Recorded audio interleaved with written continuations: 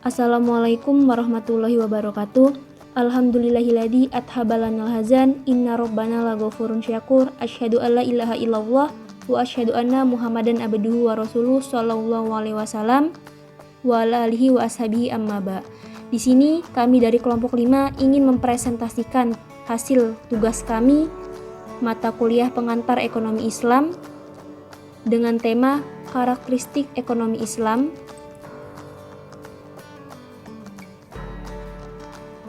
Yang beranggotakan 1. Akbar Muhammad Fadoli, 2. Nisrina Nur Azizah, 3. Nurul Khalifah, 4. Meliana Agustin, dan 5. Irfan Surya Bakti. Dengan dosen pengampu Bapak Anas Malik, MESY. Semoga video ini bisa bermanfaat bagi kita semua.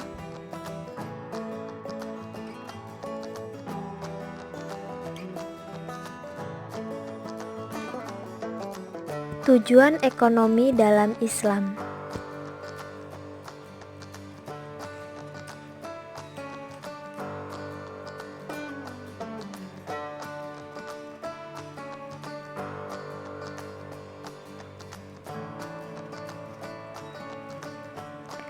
Tujuan ekonomi dalam Islam yaitu mencapai kebahagiaan di dunia dan di akhirat. Falah melalui suatu tata kehidupan yang baik dan terhormat, hayah thayyibah.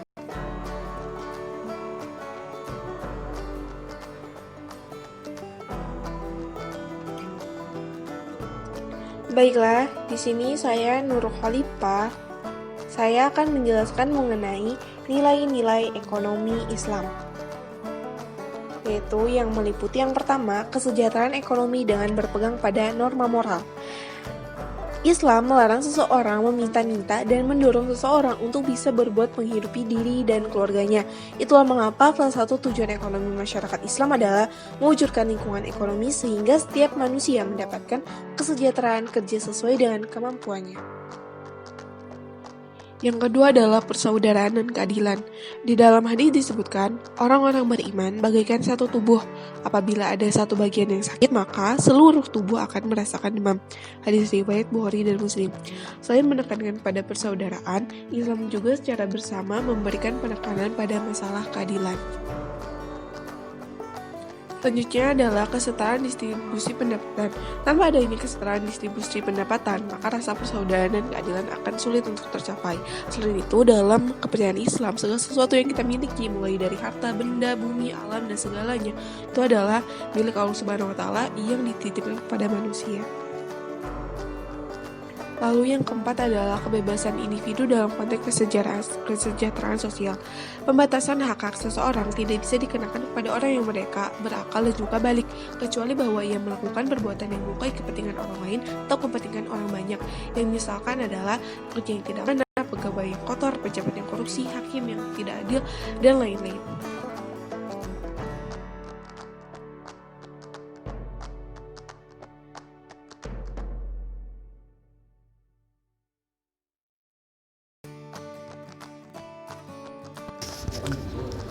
Perkenalkan, nama saya Irfan Surya Bakti. Di sini saya ingin menyampaikan materi tentang pilar ekonomi Islam. Dalam ekonomi Islam terdapat 3 pilar sebagai berikut.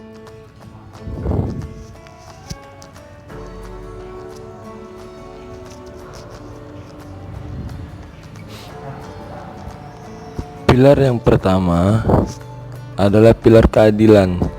Keadilan adalah menempatkan sesuatu pada tempatnya dan memberikan sesuatu hanya pada yang berhak, serta memperlakukan sesuatu sesuai posisinya.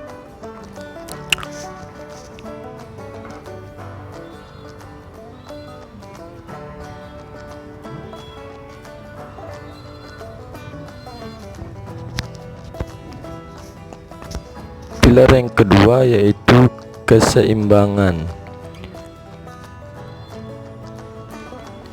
Konsep syariah menempatkan aspek keseimbangan sebagai salah satu dasar dalam pembangunan sistem ekonomi.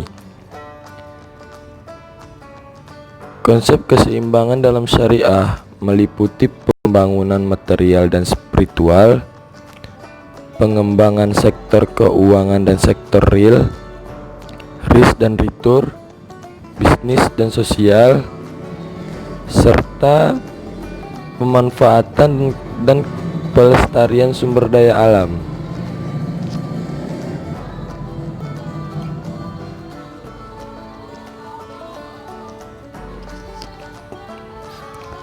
Pilar yang ketiga yaitu kemaslahatan atau maslahah. Hakikat kemaslahatan adalah segala bentuk kebaikan dan manfaat yang berdimensi integral duniawi dan ukhrawi, material dan spiritual, serta individual dan kolektif.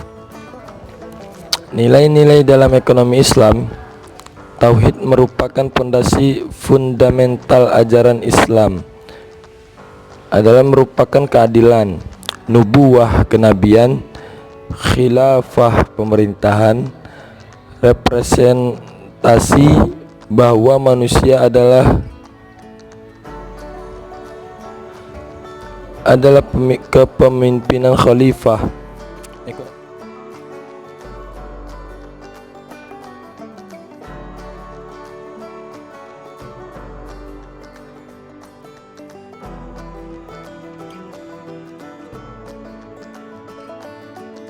Baiklah, saya akan menjelaskan tentang prinsip-prinsip ekonomi dalam Islam.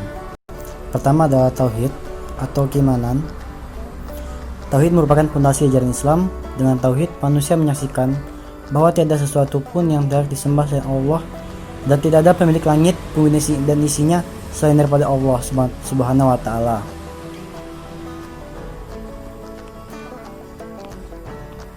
Kedua, ada adil. Allah adalah pencipta segala sesuatu dan salah satu sifatnya adalah adil. Dia tidak beda-bedakan perlakuan terhadap makhluknya secara zalim. Manusia sebagai khalifah di muka bumi harus memelihara hukum Allah di bumi, menjamin bahwa pemakaian segala sumber daya diarahkan untuk kesejahteraan manusia. Ketiga adalah nubuwah atau kenabian. Karena sifat rahim dan kebiasaan Allah, manusia tidak dibiarkan begitu saja di dunia tanpa mendapat bimbingan. Karena itu diutuslah para nabi dan rasul untuk menyampaikan petunjuk dari Allah Subhanahu wa taala kepada manusia. Dan keempat adalah khilafah atau pemerintah. Dalam Al-Quran, Allah berfirman bahwa manusia diciptakan untuk menjadi khalifah di bumi, artinya untuk menjadi pemimpin dan pemakmur di bumi. Karena itu pada dasarnya setiap manusia adalah pemimpin. Nabi pernah bersabda, setiap dari kalian adalah pemimpin dan akan dimintai pertanggungjawaban terhadap yang dipimpinnya. Dan kelima atau yang terakhir adalah ma'ad atau hasil.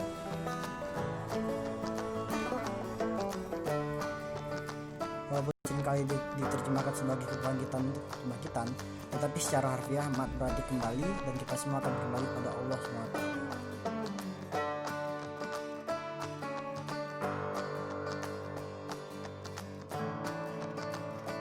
Saya Nisrina Nur Aziza, NPM 205-101-0279, ingin menjelaskan tentang paradigma ekonomi Islam.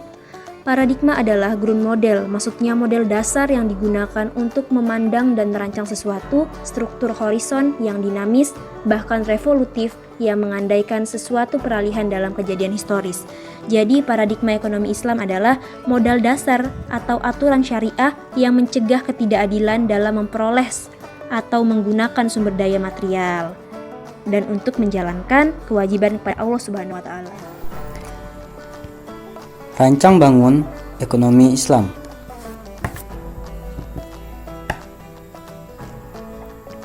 Jadi, apa sih rancang bangun ekonomi Islam itu?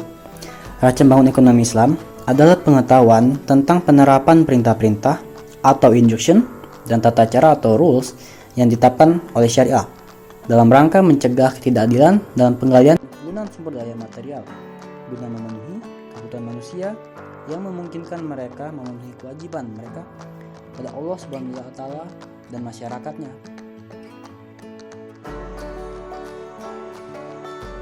Sekian dari kami. Kurang lebihnya kami mohon maaf yang sebesar-besarnya dan pada Allah kami mohon ampun. Semoga ini semua bermanfaat bagi kita semua. Thank you. Wassalamualaikum warahmatullahi wabarakatuh.